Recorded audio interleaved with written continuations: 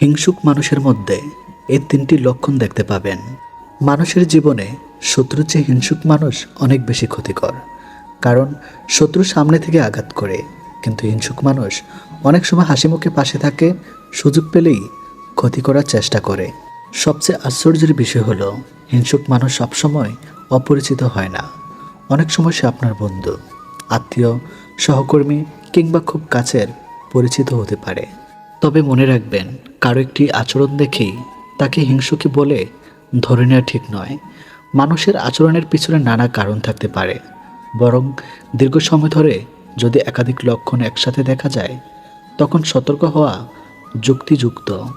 আজকের ভিডিওতে জানবেন হিংসুক মানুষের তিনটি সাধারণ লক্ষণ, যেগুলো মনোবিজ্ঞানের আলোকে ব্যাখ্যা করা হবে। প্রথম লক্ষণ, আপনার সাফল্যে তাদের মুখে হাসি থাকে কিন্তু মনে আনন্দ থাকে না। একজন সত্যিকারের শুভাকাঙ্ক্ষী আপনার সাফল্যে আন্তরিকভাবে খুশি হয়, কিন্তু হিংসুক মানুষ, সে মুখে বলবে অভিনন্দন, কিন্তু তার কণ্ঠে আন্তরিকতা থাকবে না। সে চেষ্টা করবে আপনার অর্জনকে ছোট করে দেখাতে। আপনি নতুন চাকরি পেলেন, সে বলবে ভাগ্য ভালো ছিল। আপনি ব্যবসায় সফল হলেন, সে বলবে এখন তো সবাই করছে। আপনি নতুন গাড়ি কিনলেন, সে বলবে ঋণ করে কিনেছে। অর্থাৎ আপনার পরিশ্রমকে স্বীকৃতি না দিয়ে এমন ব্যাখ্যা খুঁজবে যাতে আপনার সাফল্যের মূল্য কমে যায়। মনোবিজ্ঞানে এটিকে সোশ্যাল কম্পারিজন বলা হয়। সামাজিক তুলনার একটি নেতিবাচক রূপ হিসাবে দেখা যায়। যখন কেউ নিজের অবস্থান নিয়ে অসন্তুষ্ট থাকে, তখন অন্যের অর্জন তাকে অস্বস্তিতে ফেলতে পারে। তাই তারা নিজের মনকে শান্ত করার জন্য অন্যের সাফল্যকে ছোট করে দেখানোর চেষ্টা করে। আপনার করণীয় কি? তর্ক করবেন না, নিজের কাজ চালিয়ে যান। মনে রাখবেন, আপনার সাফল্যের সবচেয়ে বড় উত্তর আপনার ধারাবাহিক উন্নতি। দ্বিতীয় লক্ষণ, আপনার ভুলের জন্য অপেক্ষা করবে। হিংসুক মানুষ আপনার ভালো দিক খুঁজবে না, সে অপেক্ষা করবে কখন আপনি ভুল করবেন। একবার ভুল করলে সে সেটাকেই বড় করে ছড়িয়ে দিতে পারে। আপনার 10টি ভালো কাজ কেউ মনে রাখলো না, কিন্তু একটি ছোট্ট ভুল সেটি সবার মনে তুলে ধরার চেষ্টা করলো, কারণ সে চায় আপনার সম্মান কমুক। এ ধরনের মানুষ অনেক সময় প্রকাশ্যে নয়, আড়ালে সমালোচনা করে। তারা সরাসরি কিছু না বললেও অন্যদের কানে কানে কথা বলে। মনোবিজ্ঞানের ভাষায় এটিকে অনেক সময় ইনডাইরেক্ট এগ্রেশন বা পরিপক্ক আক্রমণাত্মক আচরণের একটি উদাহরণ হিসাবে দেখা হয়। এই ধরনের আচরণের লক্ষণ হয় নিজের অবস্থান ভালো দেখানো বা অন্যের ভাবমূর্তি ক্ষুণ্ণ করা। আপনি কি করবেন? নিজের ভুল হলে স্বীকার করুন এবং সংশোধন করুন, কিন্তু গুজবের জবাব সবসময় গুজব ছড়াবেন না, কারণ সত্য দীর্ঘমেয়াদে নিজের শক্তি প্রমাণ করে। তৃতীয় লক্ষণ, তারা কখনোই চায় না আপনি তাদের চেয়ে এগিয়ে যান। এটি সবচেয়ে গুরুত্বপূর্ণ লক্ষণ। হিংসুক মানুষ আপনার উন্নতি সহ্য করতে পারে না। যতক্ষণ আপনি তার নিচে আছেন, ততক্ষণ সে স্বাভাবিক, কিন্তু যে মুহূর্তে আপনি এগিয়ে যেতে শুরু করবেন, সে নিরুৎসাহিত করবে, বলবে এটা তোমার দ্বারা হবে না, এত বড় স্বপ্ন দেখে লাভ নেই। শেষ পর্যন্ত ব্যর্থ হবে। বাইরে থেকে এগুলো পরামর্শের মতো শুনলেও অনেক সময় এর উদ্দেশ্য হতে পারে আপনার আত্মবিশ্বাস কমিয়ে দেওয়া। তবে এটাও সত্য যে সব সমালোচনা হিংসা থেকে আসে না। কখনো কখনো প্রিয় মানুষ বাস্তব ঝুঁকির কথাও বলে, তাই কথাই নয়, বরং তার ধারাবাহিক আচরণ এবং উদ্দেশ্য বোঝার চেষ্টা করুন।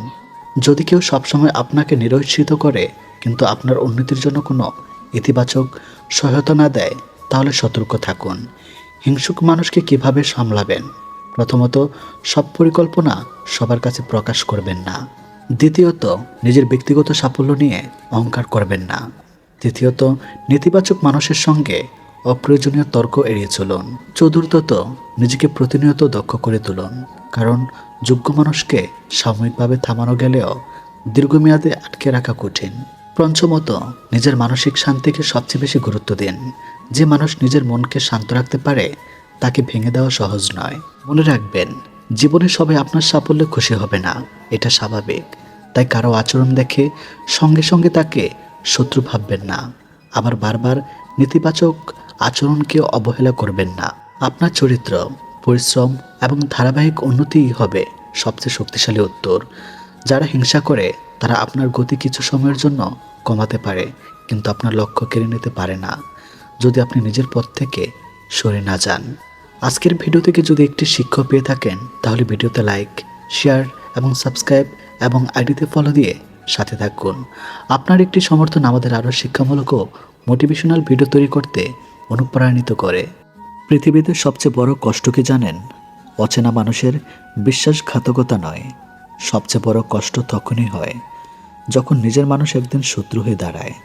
যার সঙ্গে হাসতেন, যার জন্য কাঁদতেন, যাকে নিয়ে সুখ দুঃখের গল্প বলতেন, একদিন সেই মানুষটি আপনার দুর্বলতাকে অস্ত্র বানিয়ে আপনাকে আঘাত করতে শুরু করবে। এই মুহূর্তে বেশিরভাগ মানুষ একটি ভুল করে, তারা রাগে ফেটে পড়ে, প্রতিশোধ নিতে চায় অথবা ভেঙে পড়ে। কিন্তু মনোবিজ্ঞানে বলে প্রতিটি আঘাতের জবাব আঘাত দিয়ে দিতে হয় না। অনেক সময় নীরবতা, আত্মসমন এবং সঠিক সিদ্ধান্তই সবচেয়ে বড় জবাব। আজ আমরা জানব আপন মানুষ শত্রুতা করলে কিভাবে নিজেকে সামলাবেন। প্রথম উপায়, আবেগ দিয়ে নয়, বাস্তবতা দিয়ে পরিস্থিতি দেখুন। যখন আপন মানুষ কষ্ট দেয় তখন আমাদের মস্তিষ্কে বাস্তবতা নয়, আবেগকে বেশি গুরুত্ব দেয়। আপনি ভাবতে থাকেন, আমি এত ভালোবাসলাম, সে এমন করলো কেন? এই প্রশ্নের উত্তর সবসময় পাওয়া যায় না। সব মানুষ আপনার মতো ভাববে না। কারো কাছে সম্পর্কের মূল্য অনেক, কারো কাছে স্বার্থের মূল্য বেশি। তাই প্রথমে নিজেকে শান্ত করুন। মেনে নিন মানুষ বদলাতে পারে। যাকে আপনি চিনেছেন সে হয়তো আজ আর সেই মানুষটি নেই। বাস্তবতাকে যত দ্রুত গ্রহণ করবেন তত দ্রুত কষ্ট কমবে। দ্বিতীয় উপায়, সঙ্গে সঙ্গে প্রতিশোধ নেওয়ার চেষ্টা করবেন না। রাগের মাথায় নেওয়া সিদ্ধান্ত প্রায় সব সময় ভুল হয়। যদিও আপনি একই ভাষায় উত্তর দেন তাহলে আপনাদের মধ্যে কোনো পার্থক্য থাকবে না। মনোবিজ্ঞানে একটি বিষয় আছে, ইমোশন রেগুলেশন, অর্থাৎ আবেগকে নিয়ন্ত্রণ করার ক্ষমতা। যে মানুষ নিজের রাগকে নিয়ন্ত্রণ করতে পারে সে জীবনের অনেক বড় যুদ্ধ জিতে যায়। তাই প্রতিশোধ নয়, নিজেকে নিয়ন্ত্রণ করুন, সময়কে কাজ করতে দিন। তৃতীয় উপায়, নিজের দুর্বলতার প্রকাশ করবেন না। যে মানুষ একবার আপনার বিরুদ্ধে গেছে তার সামনে নিজের ব্যক্তিগত বিষয় বলা বন্ধ করুন। কারণ মানুষ যখন বন্ধু থাকে তখন আপনার গল্প শুনে, কিন্তু শত্রু হয়ে গেলে সে গল্পই অস্ত্র হয়ে যায়। এটি অহংকার নয়, এটি আত্মরক্ষা। সবাইকে সব কথা বলতে নেই। জীবনে এমন মানুষ খুব কমই আছে যাকে কখনো অপমান সহ্য করতে হয়নি। কখনো আত্মীয়র কাছে, কখনো বন্ধুর কাছে, কখনো সহকর্মীর কাছে, আবার কখনো নিজের সবচেয়ে কাছের মানুষের কাছেও মানুষ অপমানিত হয়। অপমানের পর অনেকেই সঙ্গে সঙ্গে রাগে ফেটে পড়েন, কেউ চিৎকার করেন, কেউ ঝগড়া করেন, আবার কেউ প্রতিশোধ নেওয়ার পরিকল্পনা করেন। কিন্তু মনোবিজ্ঞান বলছে যে মানুষ অপমানের মুহূর্তে নিজেকে নিয়ন্ত্রণ করতে পারে শেষ পর্যন্ত সেই মানুষ সবচেয়ে বড় বিজয়ী হয়। আজ আমি এমন একটি কৌশল বলবো যা ব্যবহার করলে অপমানকারী নিজের আচরণের জন্য অস্বস্তি অনুভব করতে শুরু করবে। প্রথম ধাপ, সঙ্গে সঙ্গে প্রতিক্রিয়া দিবেন না। অপমানের পর সবচেয়ে বড় ভুল হলো সঙ্গে সঙ্গে উত্তর দেওয়া। রাগের মাথায় বলা একটি কথা অনেক বছর সম্পর্ক নষ্ট করে দিতে পারে। তাই অপমান শুনে কয়েক সেকেন্ড চুপ থাকুন। এই নীরবতা দুর্বলতার নয়, বরং আত্মনিয়ন্ত্রণের পরিচয়। যে ব্যক্তি আপনাকে অপমান করছে সে সাধারণত আপনার রাগ দেখতে চায়। আপনি শান্ত থাকলে তার প্রত্যাশা ভেঙে যায়। দ্বিতীয় ধাপ, নিজের মূল্য ভুলে যাবেন না। কেউ আপনাকে ছোট বললেই আপনি ছোট হয়ে যান না। হীরাকে যদি কাদা মাটিতে ফেলে রাখা হয় তবু তার মূল্য কমে না। অন্যের কথাকে নিজের পরিচয় বানিয়ে ফেলবেন না। নিজের যোগ্যতা, সততা এবং পরিশ্রমে আপনার প্রকৃত পরিচয়। তৃতীয় ধাপ, সফলতা দিয়ে উত্তর দিন। সবচেয়ে শক্তিশালী প্রতিশোধ হলো নিজের জীবনকে আরও সুন্দর করে তোলা। যে মানুষ আপনাকে অপমান করছে সে যদি পরে দেখে আপনি আগের চেয়ে অনেক বেশি সাফল্য, আত্মবিশ্বাস এবং সুখী, তখন তার নিজের ভেতরেই অনুশোচনা তৈরি হতে পারে।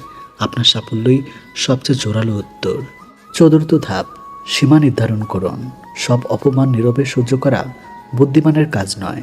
যদি কেউ বারবার অপমান করে তাহলে শান্তভাবে বলুন, এ ধরনের কথা বললে আমি এই আলোচনায় থাকবো না। এভাবে নিজের মর্যাদা বজায় রাখুন। পঞ্চম ধাপ, নিজেকে উন্নত করুন। অপমানকে জ্বালানি বানান। নতুন দক্ষতা শিখুন, শরীরের যত্ন নিন, বই পড়ুন, নিজের লক্ষ্য পূরণে কাজ করুন। একদিন আপনার পরিবর্তনেই অনেকের চোখ খুলে দেবে। মনে রাখবেন, যে মানুষ অন্যকে অপমান করে তার নিজের ভিতরে অনেক সময় নিরাপত্তাহীনতা, রাগ বা হীনমনতা কাজ করে। তাই আচরণ আপনার মূল্য নির্ধারণ করে না। আপনি যদি তার মতো আচরণ করেন তাহলে পার্থক্য কোথায়? পরের বার কেউ যদি আপনাকে অপমান করে চিৎকার করবেন না, ঝগড়া করবেন না, নিজের সম্মান হারাবেন না। শান্ত থাকুন, নিজের কাজ করে যান, নিজের উন্নতিতে মন দিন। সময় দেখিয়ে দিবে কে সত্যি শক্তিশালী। মনে রাখবেন, মানুষকে হারানোর সবচেয়ে সুন্দর উপায় তাকে হারানো নয়, বরং নিজের জীবনকে এত সুন্দর করে গড়ে তোলা যে সে একদিন বুঝতে বাধ্য হয় সে আপনাকে ভুল বুঝেছিল। কিন্তু বাস্তবতা হলো, এত সাময়িকভাবে রাগ কমলেও দীর্ঘমেয়াদে আপনি কিছুই পান না, বরং আপনার মানসিক শান্তি নষ্ট হয়। মনোবিজ্ঞানে একটি বিষয় আছে যার নাম ইমোশনাল শিফটস কন্ট্রোল, অর্থাৎ যে মানুষ নিজের আবেগকে নিয়ন্ত্রণ করতে পারে সেই মানুষ জীবনের বড় বড় যুদ্ধে জয়ী হয়। আপনি যদি অন্যের কথা নিজের মেজাজ হারিয়ে ফেলেন তাহলে আপনার রিমোট কন্ট্রোল অন্যের হাতে দিয়ে দিলেন। নিজেকে প্রশ্ন করুন, আমি কি সত্যিই চাই একজন নেতিবাচক মানুষ আমার পুরো দিনের শান্তি নষ্ট করে দিক? ষষ্ঠ উপায়, সবাইকে খুশি করার চেষ্টা ছেড়ে দিন। অনেক মানুষ সারা জীবন অন্যকে খুশি করতে গিয়ে নিজের জীবন নষ্ট করে ফেলে। মনে রাখবেন, যে মানুষ আপনাকে ভুল বুঝতে চায় তাকে হাজারো ব্যাখ্যা দিয়ে বোঝানো যায় না। আর যে মানুষ আপনাকে সত্যি ভালোবাসে সে ছোট ভুলও ক্ষমা করে দেয়। তাই সবার মন জয় করার চেষ্টা নয়, নিজের চরিত্র ঠিক রাখুন। সপ্তম উপায়, নিজের আত্মসম্মান কখনো বিক্রি করবেন না। ক্ষমা করা মহাকাজ, কিন্তু অপমান সহ্য করা মহত্ব নয়। যদি কেউ বারবার আপনাকে ছোট করে, সম্মান করে, ব্যবহার করে, তাহলে সেখানে থেকে যাওয়া ভালোবাসা নয়, এটি আত্মসম্মান হারানো। নিজেকে এতটা সস্তা বানাবেন না যে মানুষ আপনাকে হারানোর ভয় না পায়। অষ্টম উপায়, নীরবতার শক্তি বুঝুন। সব কথার উত্তর মুখে দিতে হয় না। কিছু উত্তর সময় দেয়, কিছু উত্তর আপনার কাজ দেয়, আর কিছু উত্তর আপনার নীরবতা দেয়। যখন আপনি প্রতিটি উস্কানিতে প্রতিক্রিয়া দেখাবেন না, তখন অনেক মানুষ নিজের ভুল নিজেই বুঝতে শুরু করবে। নবম উপায়, ক্ষমা করুন, কিন্তু আগের জায়গায় ফিরিয়ে আনবেন কিনা সেটি ভেবেচিন্তে নিন।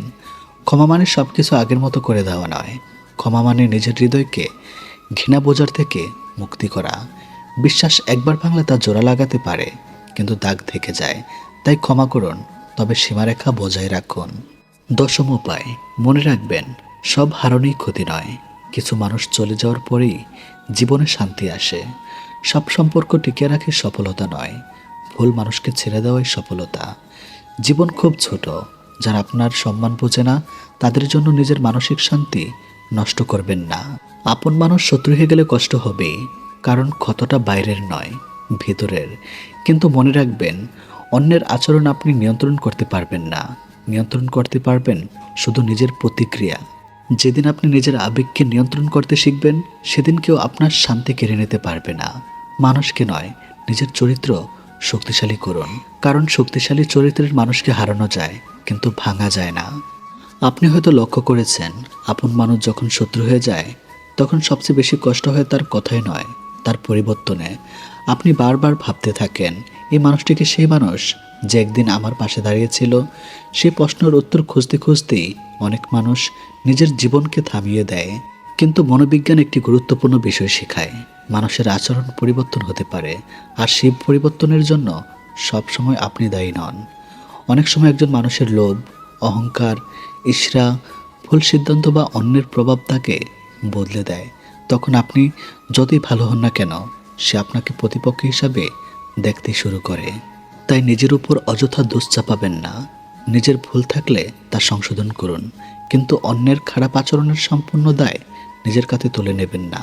ঈর্ষা আপন মানুষের শত্রু হয়ে ওঠার একটি বড় কারণ। অনেক সময় শত্রুতা ঘৃণা থেকে নয়, ঈর্ষা থেকে জন্ম নেয়। আপনি হয়তো ধীরে ধীরে সফল হচ্ছেন, মানুষ আপনাকে সম্মান করছে, আপনার আত্মবিশ্বাস বেড়েছে। তখন কিছু মানুষ মনে মনে ভাবতে শুরু করে, সে কেন এগিয়ে যাবে। এমন মানুষ প্রকাশ্যে হাসবে, কিন্তু ভেতরে ভেতরে আপনার ব্যর্থতা কামনা করবে। তাই সবার সামনে নিজের সব পরিকল্পনা, আয়, সাফল্য বা ভবিষ্যতের লক্ষ্য প্রকাশ করার দরকার নেই। নীরবে কাজ করুন, ফলাফলে আপনার পরিচয় দিবে। সীমারেখা তৈরি করতে শিখুন। অনেকেই মনে করেন সীমারেখা তৈরি করা মানে সম্পর্ক নষ্ট করা। আসলে বিষয়টি উল্টো। যেখানে সীমারেখা নেই সেখানে অপব্যবহার শুরু হয়। যদি কেউ বারবার আপনাকে অপমান করে, আপনার সিদ্ধান্তকে ছোট করে, আপনার ব্যক্তিগত জীবন নিয়ে অযথা হস্তক্ষেপ করে, তাহলে ভদ্রভাবে কিন্তু ধীরভাবে বলুন, এখান পর্যন্ত, এর বেশি নয়। এটাই আত্মসম্মান। অতিরিক্ত ব্যাখ্যা দেওয়া বন্ধ করুন। একটি বড় ভুল হলো সবাইকে নিজের নির্দোষ প্রমাণ করতে যাওয়া। যে মানুষ আপনাকে ভুল বুঝতেই চায় তার কাছে সত্য ব্যাখ্যা যথেষ্ট নয়। অন্যদিকে যে সত্যি আপনাকে মূল্য দেয় সে একটি কথাতেই আপনার অবস্থান বুঝে নেবে। তাই নিজের শক্তি ব্যাখ্যা দিতে নয়, নিজের জীবন করতে ব্যয় করুন। নিজেকে মানসিকভাবে শক্তিশালী করুন। মানসিক শক্তি জন্মগত নয়, এটি চর্চার বিষয়। প্রতিদিন কিছু সময় নিজের জন্য রাখুন। বই পড়ুন, নতুন কিছু শিখুন, প্রার্থনা বা ধ্যান করুন। নিজের শরীরের যত্ন নেন, কারণ দুর্বল মন ছোট আঘাতেও ভেঙে পড়ে, কিন্তু শক্ত মন বড় ঝড়ও সামাল দিতে পারে। যে সম্পর্ক আপনাকে প্রতিদিন ভেঙে দেয় তা ধরে রাখার বাধ্যবাধকতা নেই। আমাদের সমাজে অনেক সময় শেখানো হয় আপন মানুষ তাই সব সহ্য করো, কিন্তু সহ্য করারও একটা সীমা আছে।